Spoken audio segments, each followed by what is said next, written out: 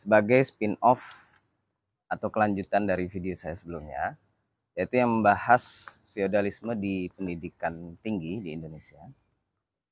Saya akan membahas topik yang menarik ini, yaitu dosen-dosen alumni perguruan tinggi luar negeri yang kembali ke Indonesia dan menjadi dosen, ya. Terutama ini berlaku di perguruan tinggi negeri di Indonesia. Yaitu kenapa kok masih ada sebagian dosen alumni luar negeri seperti itu, ya, yang masih atau bahkan ya masih melakukan kegiatan atau tindakan-tindakan feodal. Ya, sekali lagi, kenapa kok masih ada dosen-dosen lulusan luar negeri masih memberlakukan bertindak feodal kepada mahasiswa-mahasiswanya? Nah, ini menarik ya. Terutama ini teman-teman ya, saya setiap video-video yang saya buat ya, jadi semua video itu ya, terutama kalau yang full versinya ya, versi yang full itu saya unggah di YouTube ya, di akun YouTube saya. Silakan dicari ya, akun YouTube saya. Nah, semua video itu saya buat lagi, saya perkecil ya. Jadi saya potong-potong menjadi setidaknya 3 video ya. 3 video yang durasinya lebih pendek ya, sekitar 1 menitan. Nah, video-video yang 1 menit itu adalah inti dari video saya yang panjang itu ya. Ya beberapa inti. Ada sih sebagian dari video itu yang juga termasuk bagian dari inti pembahasan. Tapi karena terbatasnya kesempatan saya untuk mengedit juga, memotong video itu, dan juga biar tidak terlalu banyak potongan-potongan video, klip-klip ya, yang saya buat ya. Jadi kalau Anda penasaran bagaimana isi penuh dari video itu atau yang saya sampaikan, langsung saja ke YouTube saya ya. Kalau yang potongan-potongan itu saya kirim ke media sosial seperti Instagram, Facebook, dan juga TikTok ya. Jadi itu potongan saja, cuplikan saja teman-teman. Jadi kalau Anda terpaku kepada potongan itu ya gimana ya? Maksudnya informasinya kurang lengkap ya. Jadi coba Anda kalau ingin meng-cross check ya bagaimana pernyataan saya yang secara penuh, langsung ke YouTube saya ya. Nah, ya jadi semua komentar Anda itu saya baca teman-teman, hampir semua ya. Jadi saya ada cukup waktu untuk membaca komentar-komentar Anda, dan itu menjadi modal saya untuk membuat video-video saya selanjutnya. Ini termasuk salah satunya ya, yaitu menarik ya. Ada satu hal, topik menarik yang ingin saya bahas, yaitu tentang dosen-dosen yang kuliah S2, kuliah S1 ataupun S3-nya di luar negeri ya. Berarti ketika mereka kuliah di luar negeri, ya luar negeri ini ya kemarin ada juga yang komentar, luar negerinya mana dulu gitu ya. Kalau luar negerinya masih Asia mah masih masih terpapar paham feodalisme juga gitu ya. Ya, boleh ya. Jadi luar negerinya yang saya maksud adalah negara-negara seperti Inggris ya, Amerika, Australia, Kanada ya, yang terutama negara-negara ini menganut paham demokrasi ya. Demokrasi, liberalisasi gitu ya, kebebasan gitu ya. Dan juga kesetaraan, equality gitu ya. Yang betul-betul selain menganut paham-paham tersebut tapi juga mempraktekannya dalam kehidupan sehari-hari ya. Nah, sejauh ini ya yang saya pandang negara-negara yang menerapkan ini ya, sejauh yang saya ketahui tentunya itu ya negara-negara seperti itu ya, negara-negara barat gitu atau negara-negara Eropa. Nah, jadi ya maksud saya luar negeri itu negara-negara itu teman-teman ya. Kalau negara Asia ya secara umum masih mirip dengan kita Indonesia ya, masih ada feodal-feodalnya. Ini terutama ya kemarin juga ada yang mengoreksi ya, feodalisme itu artinya adalah paham di mana bangsawan ya, orang-orang kaya itu diberikan kekuasaan lebih daripada orang lain gitu ya. Ya, betul. Itu adalah makna awalnya ya. Jadi definisi yang pertama. Ya, tapi feodalisme itu paham makna atau arti feodalisme itu sudah berkembang ya, dan ada yang disebut dengan feodalisme pendidikan, di mana guru ataupun dosen itu diberi kekuasaan lebih daripada mahasiswa ya. Bukan berarti ini menghilangkan adab atau tata krama mahasiswa kepada dosen ataupun guru, bukan ya, tapi berlebihan gitu loh. Berlebihan itu sehingga ketika mereka melakukan kezaliman ya, atau tindakan-tindakan yang apa ya istilahnya ya, salah gitu ya terhadap mahasiswa, itu tidak ada yang menghiraukan gitu loh. Ya enggak? Jadi ketika dosen itu apa menyalah-nyalahkan mahasiswa itu ya tidak dianggapnya suatu hal yang lumrah gitu ya. Dan juga dosen yang menyulitkan mahasiswa untuk lulus, dan juga dosen yang apa seenaknya sendiri gitu ketika mahasiswa sudah menunggu di depan ruangannya apa berjam-jam gitu tapi tidak ditemui, padahal ketika di WA dosen ini sudah mengatakan temui saya jam 4, tapi apa mahasiswa ini sudah menunggu dari jam 4 sampai jam 7 malam gitu tidak datang-datang pula. Terus akhirnya WA, maaf saya ternyata tidak bisa datang ke kantor. Nah, itu gimana kira-kira? Anda setuju nggak dengan tindakan dosen yang seperti itu? Nah, itu ya, itu tindakan-tindakan feodal yang saya maksud gitu loh teman-teman. Bukan berarti dosen ini mahasiswa tidak menghormati dosen, bukan gitu loh. Ini mahasiswanya konteksnya sudah menghormati, sudah menghargai, tapi timbal balik dari dosennya malah sebaliknya gitu loh. Nah, malah memberikan apa respon-respon feodal seperti itu ya. Ya begitulah ya netizen, saya tidak menyalahkan Anda, saya adalah orang yang sangat demokratis ya. Ini juga kalau di TikTok itu teman-teman ternyata ada filter otomatisnya ya. Jadi kalau ada komentar-komentar yang menurut TikTok itu melanggar aturan mereka, itu langsung di hidden ya. Jadi bukan saya menghapus ya. Ini kalau ada yang menuduh saya menghapus komentar-komentar Anda, enggak, semua komentar Anda, baik yang hate speech ya, yang negatif, yang tidak setuju dengan saya, itu saya munculkan ya. Tetap saya munculkan. Ya, masalah nanti netizen yang lain atau publik menentukan mana yang bagus ya silahkan. Itu namanya juga demokrasi gitu ya. Nah, jadi saya membaca semua komentar Anda. Dan tidak ada komentar yang saya hapus ya. Kalau bisa saya balas, kalau tidak ya terutama karena komentar Anda tidak mengarah kepada poin utama dari yang saya sampaikan. Begitu saja ya. Oke, jadi kenapa kok masih ada dosen-dosen lulusan luar negeri yang feodal? Nah, itu ya pertanyaannya tadi ya. Begini teman-teman, di video sebelumnya ada saya bilang begini, orang Indonesia sampai kapanpun, dimanapun dia berada, dia akan selalu menjadi orang Indonesia. Begitu mungkin kira-kira ya. Ya sama ketika orang Belanda dulu waktu menjajah Indonesia, sampai kapanpun dia akan membawa budaya Belandanya, ya, attitude Belandanya. Apa contohnya?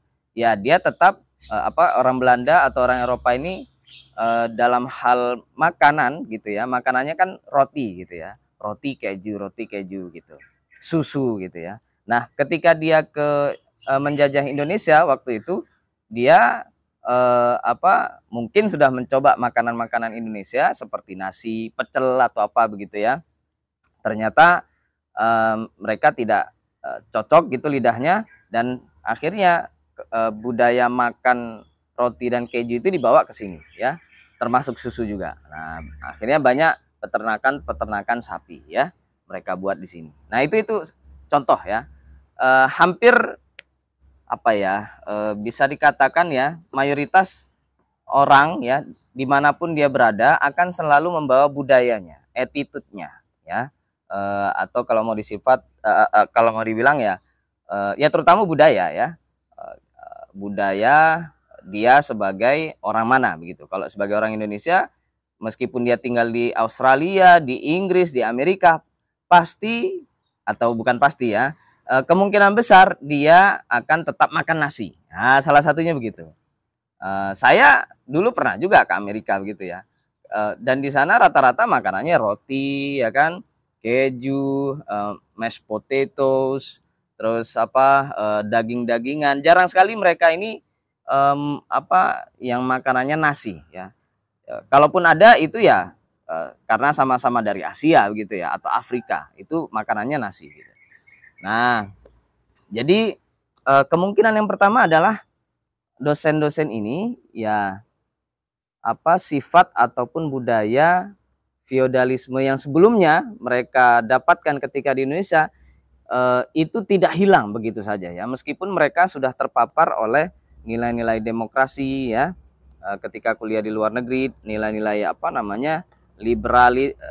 liberalisme begitu ya, kebebasan, terus nilai-nilai kesetaraan itu, meskipun sudah terpapar itu ternyata kembali ke Indonesia itu kembali ke default gitu ya. Jadi tersetting kembali gitu, reset ya ke Indonesia. Jadi balik lagi menjadi feodal begitu kira-kira ya. Dan ya kemungkinan pertama seperti itu ya alasannya. Kalaupun ini juga ya, saya bukan mengeneralisir ini teman-teman ya. Jadi ini adalah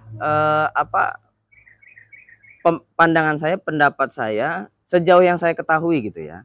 Jadi jangan minta data terus ini asumsi ya. Memang asumsi ini kan saya yang menyampaikan. Anda setuju boleh, tidak setuju juga tidak masalah. Tidak usah dipermasalahkan gitu loh. Kalau Anda tidak setuju, buat video seperti ini gitu loh. Muncul di kamera, jangan cuma komentar-komentar aja. Oke, gitu ya kira-kira ya. Jadi kemungkinan besar identitas feodalnya yang sebelumnya dia miliki itu tidak lepas begitu saja setelah mendapatkan pendidikan dari luar negeri. Terus yang kedua, kemungkinan besar ya, ini terutama terjadi kepada dosen-dosen yang di perguruan tinggi negeri. Ini yang terutama ya. Jadi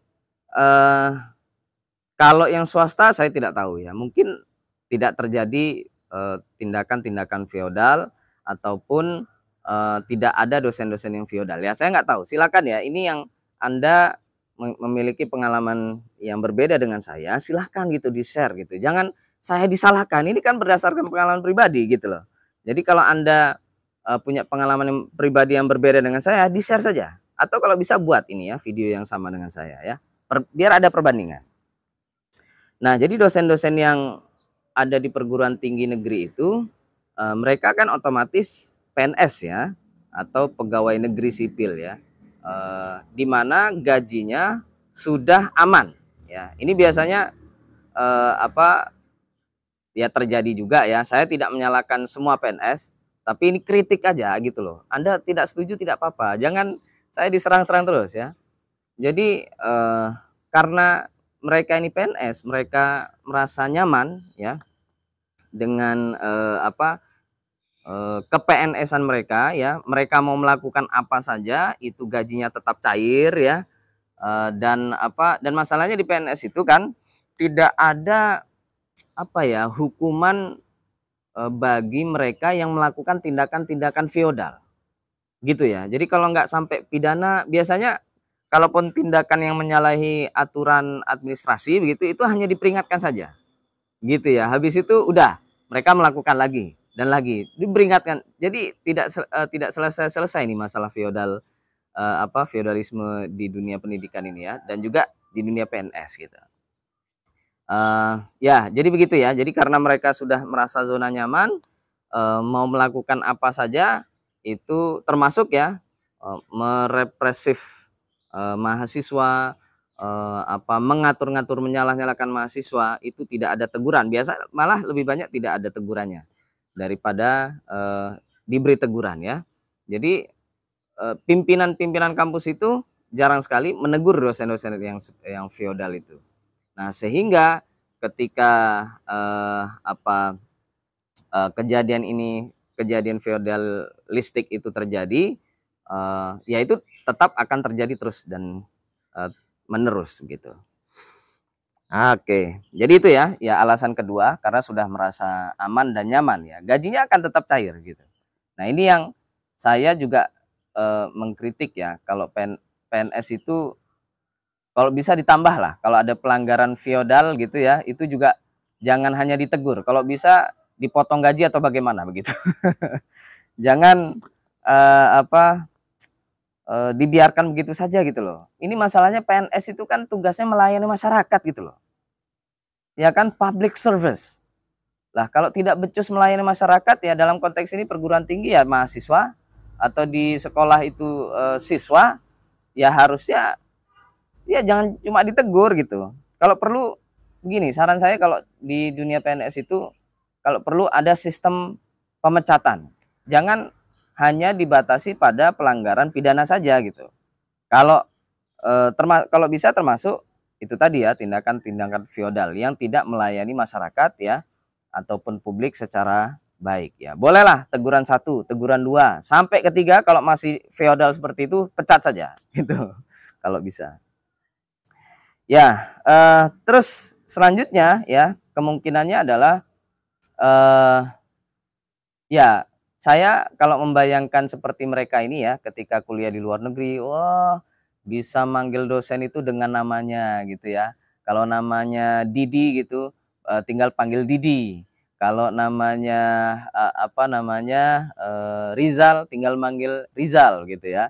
Atau itu nama-nama Indonesia. Kalau nama-nama luar negeri ya, kalau George, George saja. Ya, rata-rata kalau di luar negeri ya, luar negeri sekali lagi, kalau Inggris, Amerika, Australia, Kanada, itu lebih suka dipanggil nama daripada, bahkan jangan pernah Anda memanggil dengan sir atau mister, jangan. Ya, mereka lebih suka udah just call me Joe, just call me Fikri. Nah, begitu biasanya. Ya, jadi mereka sebenarnya sudah merasakan itu ya. Terus merasakan manfaatnya terutama ya, yaitu dalam hal demokratisasinya, terus dalam hal liberalisasinya gitu ya. Jadi bebas, terus kesetaraan, dan juga fasilitasnya yang sangat mendukung untuk studi dan kuliah gitu ya. Tapi ternyata ketika mereka balik ke Indonesia, terus melamar menjadi dosen gitu ya, terutama dosen PNS gitu, itu ya nauzubillah ya, mudah-mudahan tidak terjadi seperti itu. Yaitu yang pertama, mereka menjadi dosen itu karena jasa orang dalam, ordal, ya, begitu.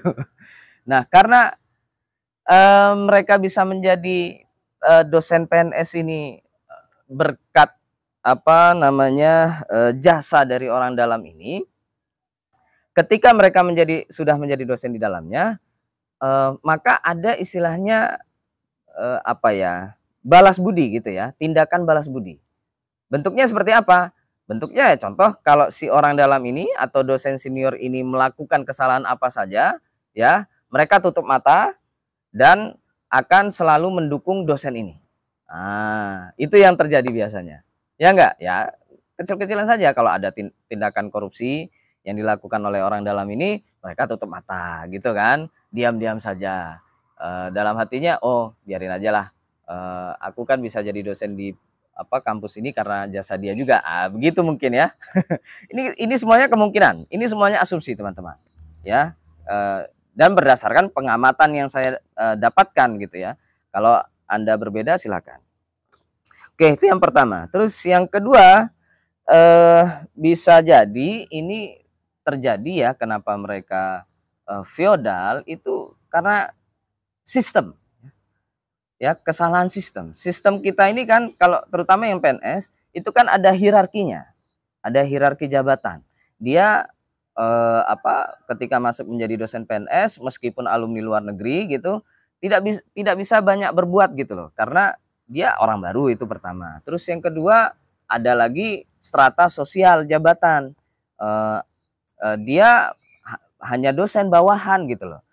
Sementara di atasnya ada kepala atau ketua prodi, ada dekan, wakil dekan, ada rektor. Nah, orang-orang ini kan sangat berkuasa gitu. Nah, kalau kita melawan mereka gimana jadinya? Jadi ada istilahnya di situ dampak dari hierarki itu tadi ya. Jadi dan biasanya dipecat mungkin tidak ya, kalau ada dosen-dosen yang macam-macam kepada pimpinan-pimpinan kampus di perguruan tinggi itu tidak dipecat, tidak sampai dipecat, tapi mereka akan merasakan diskriminasi, akan merasakan pengucilan oleh pendukung-pendukung pimpinan-pimpinan ini gitu ya. Terus dan seterusnya gitu. Akhirnya daripada mereka dikucilkan, daripada mereka mendapatkan tindakan diskriminatif, mau nggak mau ikut arus begitu loh kira-kira. Udahlah, aku nurut aja, aku ngikut aja gitu. Kalau dosen-dosen senior itu feodal, nah ngapain aku demokratis, ngapain aku berbeda sendiri ya. Ada mungkin ya, mungkin ada hal-hal seperti itu yang terjadi kepada dosen-dosen lulusan luar negeri ini. Gitu, teman-teman ya. Dan selain itu juga ya masih dalam konteks internal kampus itu adalah ini ya, kapan-kapan saya akan lebih membahas tentang topik ini, yaitu politik internal kampus, teman-teman. Nah, gitu ya. Jadi istilahnya perang pengaruh bisa. Terus perang apa namanya? Perang untuk bisa mendapatkan jabatan dekan, kaprodi ataupun rektor. Nah, agar mereka ini bisa mendapatkan dukungan dari sesama dosen, karena ini kan nanti rektor itu kan pemilihan gitu kan oleh dosen-dosen. Nanti dekan juga ada pemilihan, atau kalau yang sekarang kayaknya dekan dipilih oleh rektor begitu kan. Nah, mereka harus bertindak hati-hati gitu loh. Jika ada dosen-dosen yang melakukan tindakan feodal, terus dia yang sedang mencoba mengejar jabatan itu ya, kalau disalahkan nanti dia tidak mendapatkan suara dari dosen-dosen ini. Nah, semacam itu ya. Itulah dalam tanda petik ya, kalau tidak terima ya sudah. Yaitu busuknya politik internal kampus ya. Kapan-kapan saya akan bahas itu. Ya, dan mungkin ini yang terakhir ya teman-teman ya.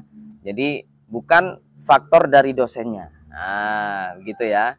Jadi ini Anda yang merasa tersindir gitu ataupun lagi baper ya karena saya menyebutkan hal ini tentang Anda. Ini ada satu faktor yang mungkin tidak ada urusannya dengan Anda. Apa itu?